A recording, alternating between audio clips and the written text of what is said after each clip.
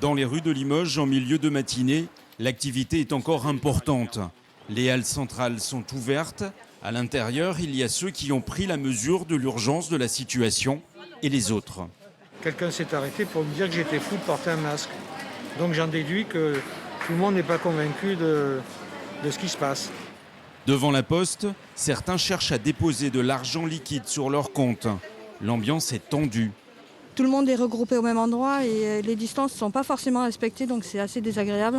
Là, je suis juste venue approvisionner mon compte et il faut faire la queue et le guichet pour un dépôt est à l'intérieur. Donc franchement, le service est un peu réduit, quoi. À midi, les rues se vident. Et cet artisan qui peut continuer à travailler dès lors qu'il respecte les mesures barrières est désormais le seul à rompre le silence qui s'est installé. J'ai ma fourniture, mes clients sont pas là, donc je dérange personne, je continue à travailler. À 14 h, les contrôles commencent. Une trentaine de policiers et 90 gendarmes sur toute la Haute-Vienne.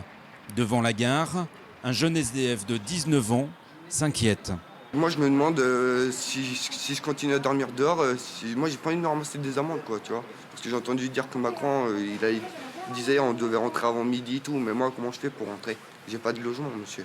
En plus moi j'ai pas envie de choper le coronavirus, j'ai pas envie d'être en quarantaine, vous voyez. Moi j'ai pas envie, je veux continuer ma vie, moi j'ai une grande vie devant moi. Cet après-midi, les services de l'État ont cherché des structures pour permettre aux sans domicile fixe de se protéger, eux aussi. Les services de l'État sont en contact avec les associations pour les accompagner notamment sur la partie alimentaire, qu'ils puissent pouvoir se nourrir, mais également sur pouvoir leur donner un formulaire et qu'ils puissent se déplacer. L'idée, c'est qu'ils puissent avoir les mêmes conditions de sécurité et de déplacement que les citoyens. Comme l'ensemble de la Nouvelle-Aquitaine, Limoges est désormais en hibernation pour 15 jours au minimum.